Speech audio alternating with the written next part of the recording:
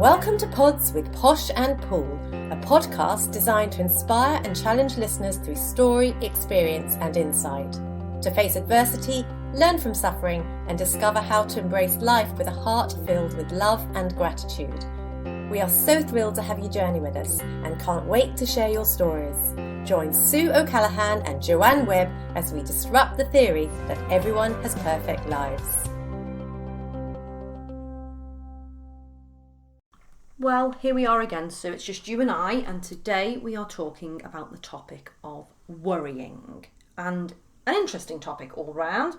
And I had a little look in the dictionary, as we always do, and the definition of worrying is causing anxiety about actual or potential problems, which I found quite interesting because there's the two words there, actual or potential problems, and I think when we talk about worrying, I think it is good to split it into those two areas because we do all have actual problems in life that come up and there's things to worry about and we have to be concerned about them, we have to work through them and figure out what to do.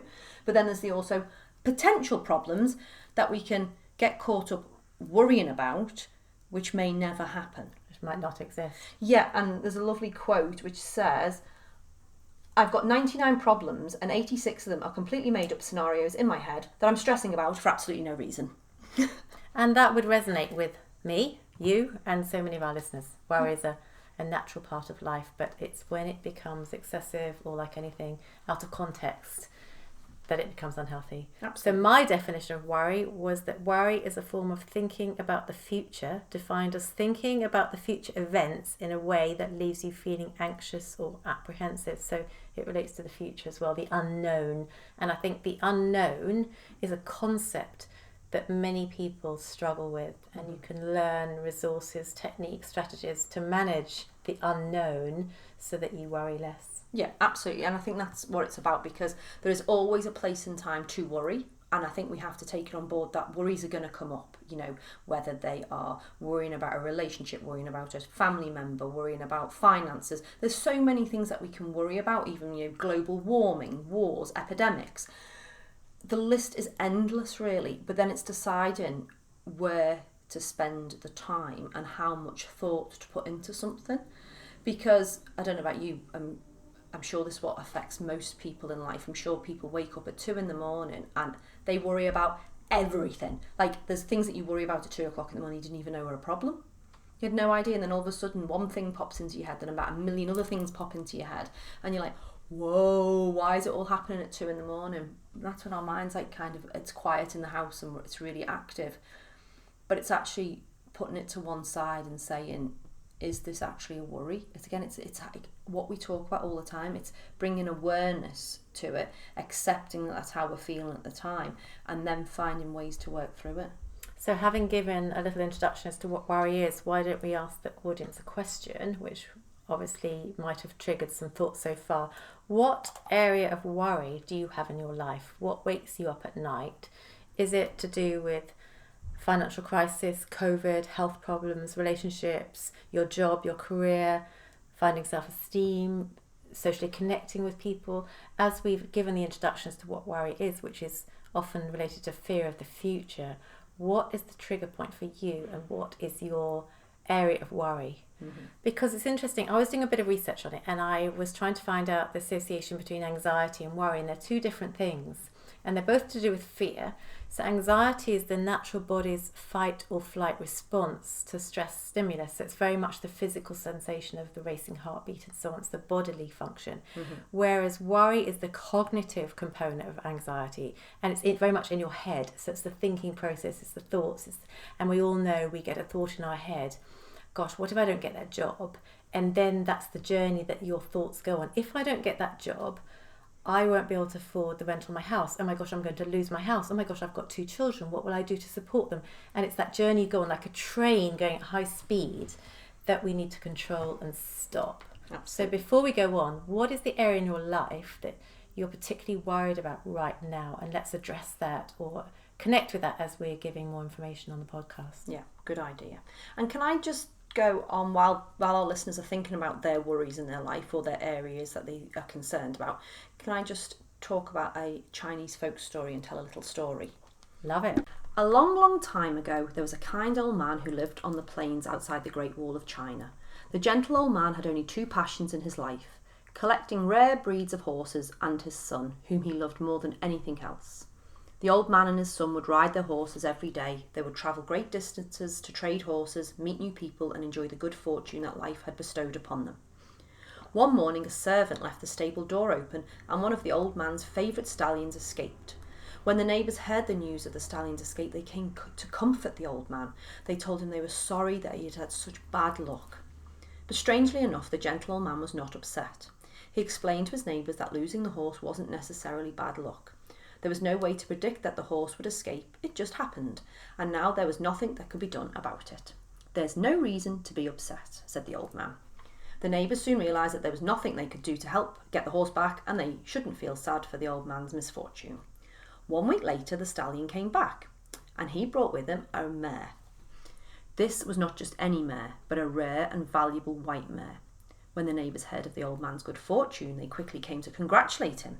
But again, the old man was not excited. As he had explained before, it was not necessarily good luck that had brought him this new and beautiful white horse. It just happened, and there was no reason to get excited over it. Still a bit puzzled, the neighbours left as quickly as they had come.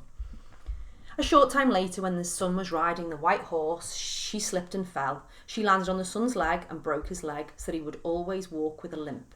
Again, the neighbours came to the old man's house to give their sympathy for the bad luck that had befallen his son. One of the neighbours suggested that the old man sell the mare before any more bad luck could happen. Another said he should take his revenge and kill the mare. However, the old man did neither. He explained to the neighbours that they should not feel sorrow for his son, nor anger towards the mare. It was purely an accident that could not be predicted, and there was nothing he or they could do to change it. 2 years later, an enemy invaded the country, and all of the old man's neighbours were drafted to defend the country against the attack. Because the old man's son was lame, he did not have to join in the fighting. The war was very bad, and most of the old man's neighbours were killed, but his son was spared because he had been hurt by the white horse 2 years earlier. Very often when an event takes place that everybody thinks is good luck, the end results are disastrous. In the same way, an unlucky event can bring about happiness.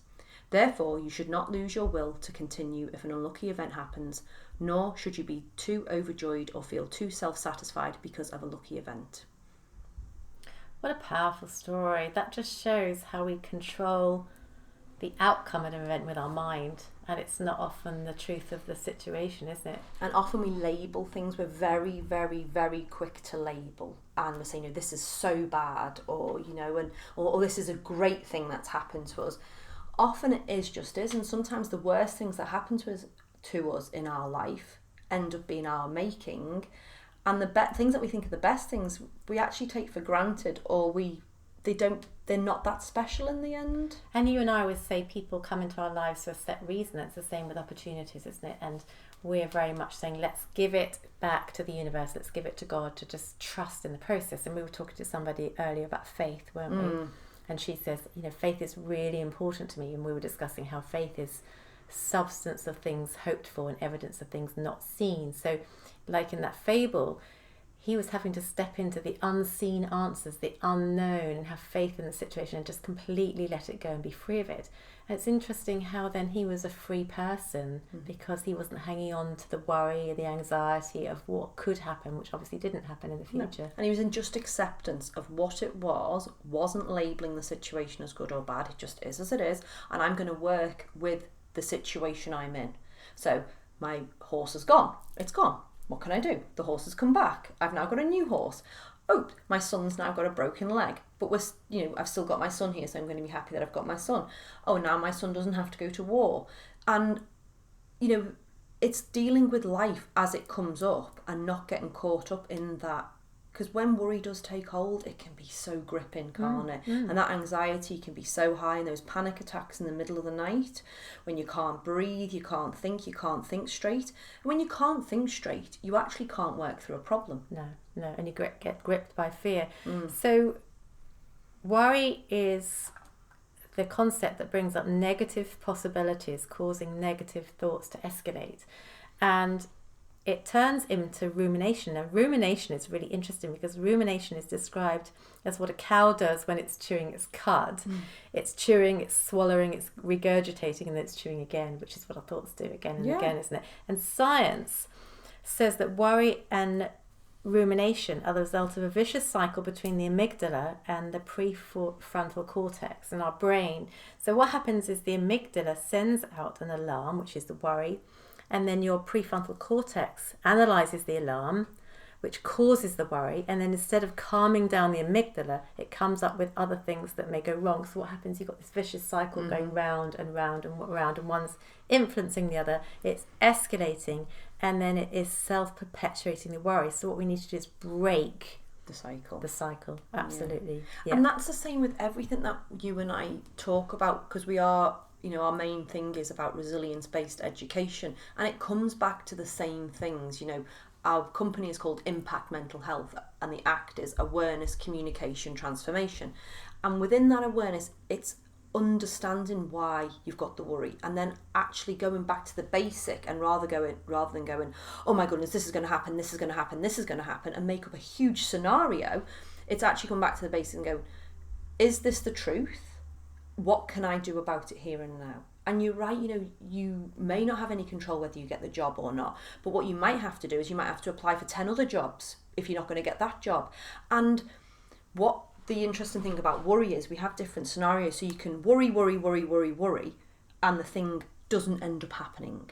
So, you've built up this whole scenario like what you said earlier. If I don't get the job, then I can't pay my rent, and I'm going to lose the house, and what am I going to do with the children? Okay, you've spent all this time worrying, worry, and maybe you didn't get the job, so you continue to worry. But then maybe you inherit some money at the last minute and you don't lose your house. So you've spent all of this time stealing your joy to only not lose your house.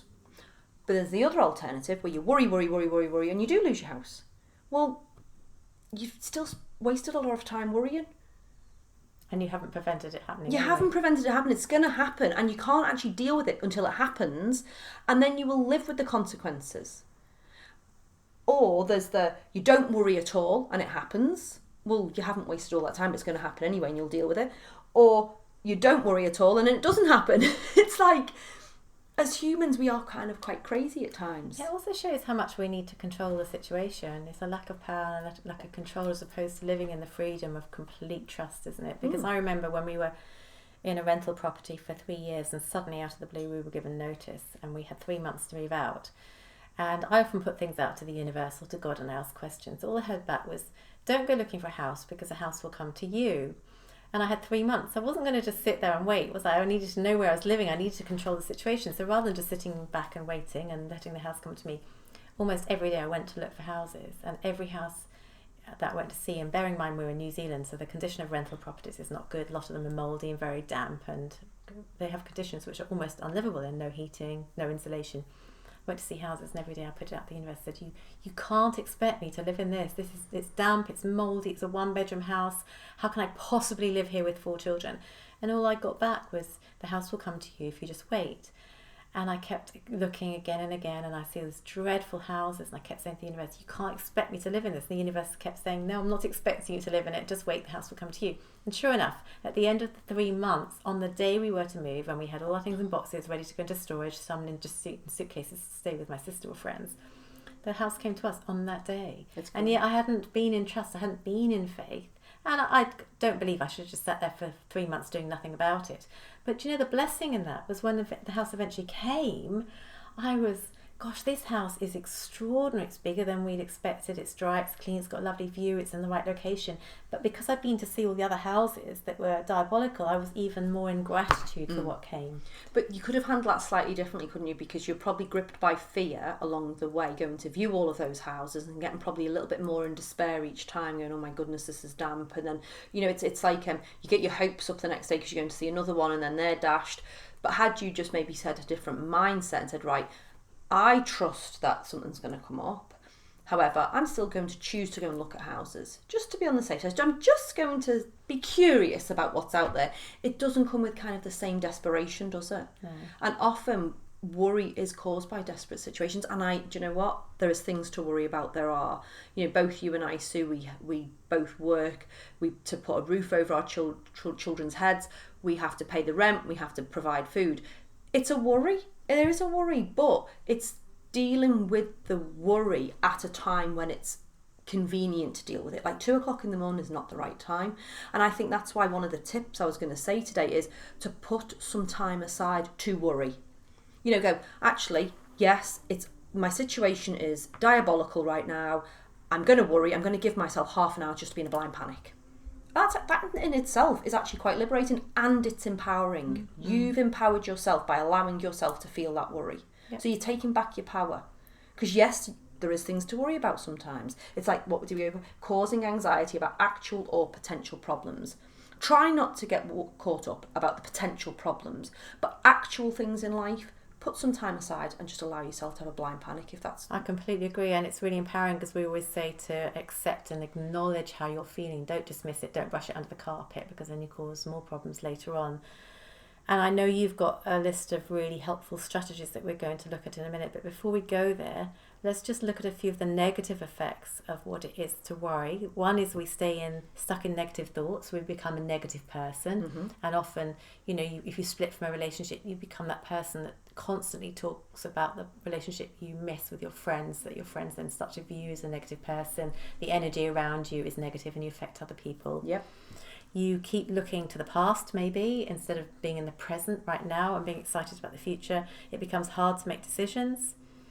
It's hard to find a way to combat stress, so therefore what we do is overeat, over-exercise, develop addictive behaviour patterns.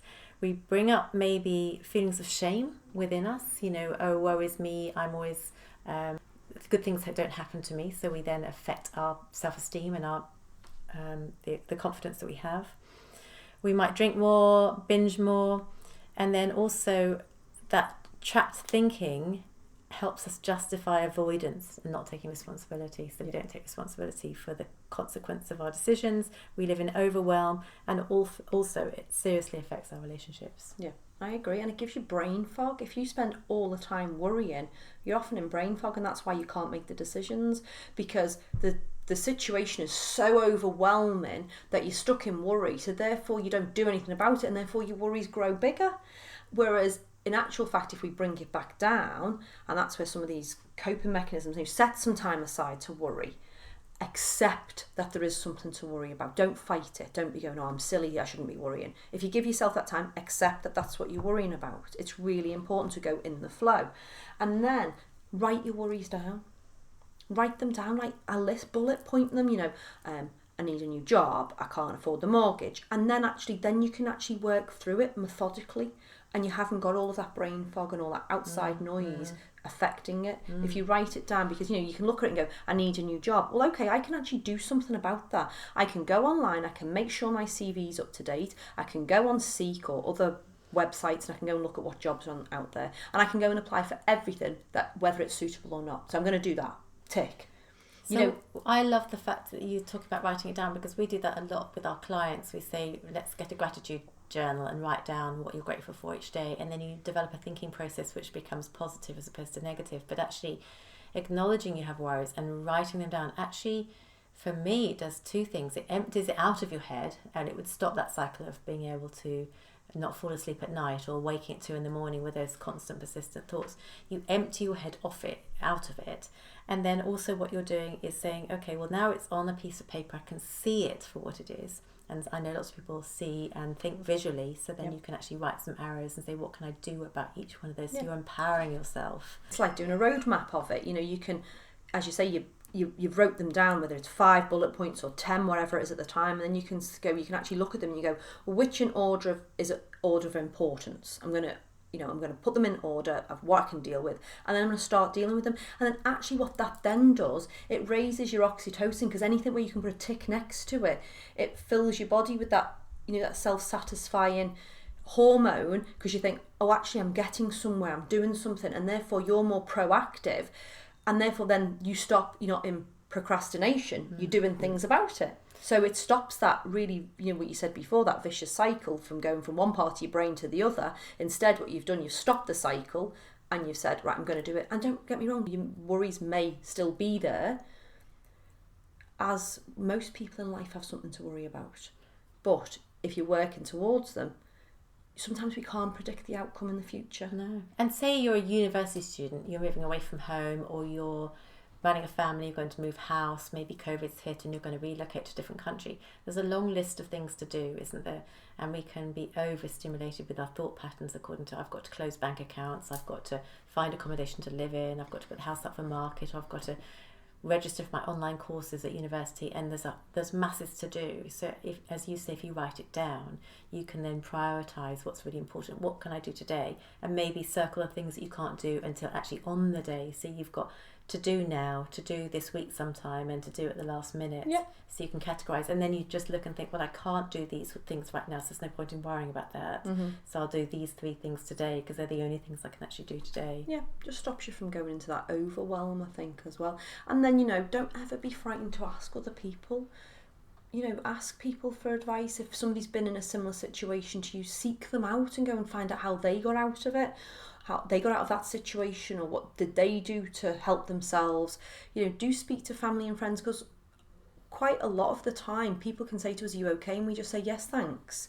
We don't actually tell people what are our problems because we're so frightened to burden other people. But actually there's so much help out there. And I know over the years, getting my beautiful tribe of girlfriends together and other friends, that if I didn't tell them what was going on, they'd be offended if they want to help me.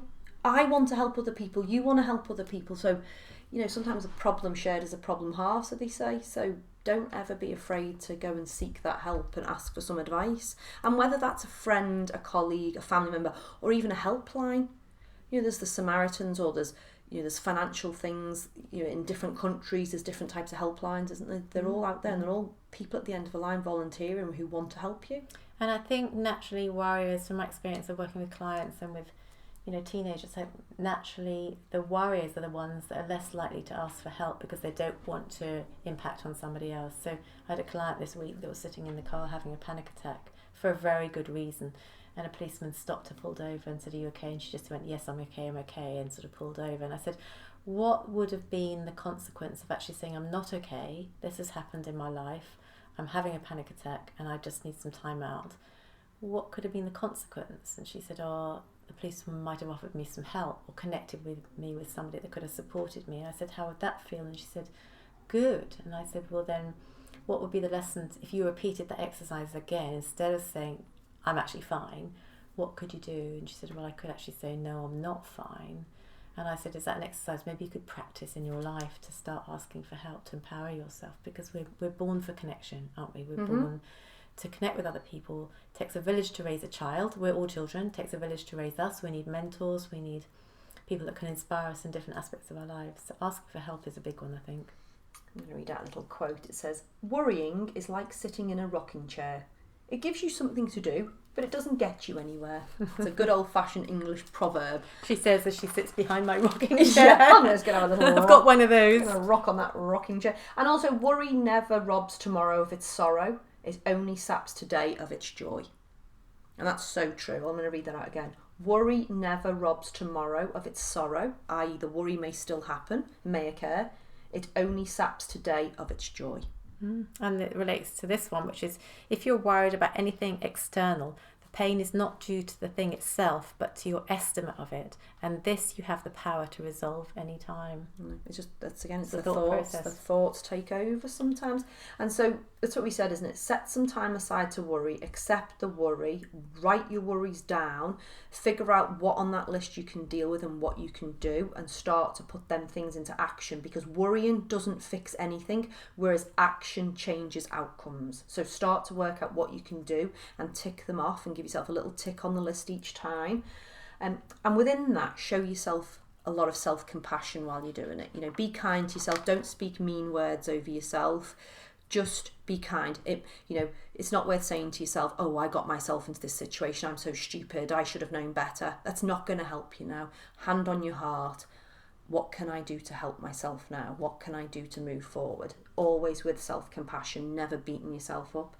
And then the last one, we talked about gratitude journal is find some things to be grateful for in the moment. If you are finding yourself going into a bit of a blind panic, look around and have a look at what you do have to be grateful for. Like, somebody posted something on Facebook the other day about if you've taken a sip of uncontaminated water today, you're luckier than most of the people on the planet. And you know what? I was starting to get myself into a bit of a panic over a few things, and I just read it and I went, whoa, that is sobering. That is so sobering. Like, that's really brought me back to reality, because yeah, I've just drank uncontaminated water and I am thankful for that. And it was, think these angels come out of nowhere, these little bolts of information just come to you at the right moment, and it really put me in my place. And I thought, okay, well, I'm really grateful for that. And then to be mindful, and mindful means to stay in the moment. We talk about when you're in gratitude, you're here, you're in the moment, you're not worrying about the past, you're not worrying about the future. If you can find some little techniques to help you stay mindful for some parts of the day, that's really going to help your mind. Mindfulness is so important. I was thinking, as we were just preparing for this podcast, about one of the times in my life where I worried most and what I needed to get out of worry back into a place of peace. And I just wrote down that I needed to go for a run, I needed to swim, so obviously exercise was really important. I needed to have a healthy diet and reduce the amount of sugar, because sugar obviously is a depressive, as is alcohol. Be careful what you eat. I needed to increase the amount of meditation, but I couldn't meditate on my own at that particular time. I couldn't go into prayer or quietness, so I'd have an app on my phone that would do it for me. And there'd be a thought of the day, which is often very poignant at that time. Connect with friends that would be really relevant at holding that space. Having me times, lighting candles for me, having baths, playing soft music, and actually hugging. One of my love languages is touch, so actually being with people that could hug me. Finding a mummy mentor. My mother died at a young age, so finding somebody that could mummy me at that time. I needed a bit of parenting maybe. Listen to some podcasts that would be empowering in my area of need, or learning as to how I could get out of the situation I was in. Be in positivity, which is just talked about, gratitude journals and so on, and be of service to others. When you feel woe is me, actually then start to think, what can I give to somebody else? Yeah, well, that whole service to others is probably a whole other podcast on its own, isn't it? We listened to a talk earlier, both you and I, about the oxytocin. It when you do something nice for somebody else, it raises your oxytocin, it raises their oxytocin, and it raises anybody who's watching the nice act of service oxytocin. So it's just this feel-good factor all around. And actually, some of the people who are in the biggest despair of their life, some of the stories that we've heard through the podcast, when they've been in despair, when they have been in worry, when they have been in self-sabotage, they have started to do things for other people, and that's been the thing that saved them. It's incredible. Lovely saying here, stop worrying about what can go wrong and get excited about what can go right. So maybe if you were listening and you've just thought of 2 or 3 areas of concern in your life that you are worried about, job, COVID, relationship, whatever that might be, children, empty nesting, university, leaving school or being online for school, then rather than worrying about it, maybe you could write a list down of the things that could go right because of the situation you're in. What, like the lovely fable, what could go right if the horse disappears, if the horse comes back, what could actually go right? Absolutely. It's turning things around. It's always just turning our thoughts onto their head, isn't it? Because we can all, negative thoughts come and go all the time. We live in this world of polarity, and it's just about trying to get back on track to be the healthiest version of us. And worrying and going mindlessly crazy in your own head is never going to help you or anybody around you or the situation. So if you can try and bring it back down to being a calm situation where you accept it, give yourself some time to worry, write it down, work through the tasks that you can. I just think that's the best place to be. And as you say, that's a great idea. Think about what could go right. And that's the most poignant thing you've said, I think, for me, is that give yourself time to worry. Rather than saying, I shouldn't be worrying, then it's shame. I shouldn't be worrying.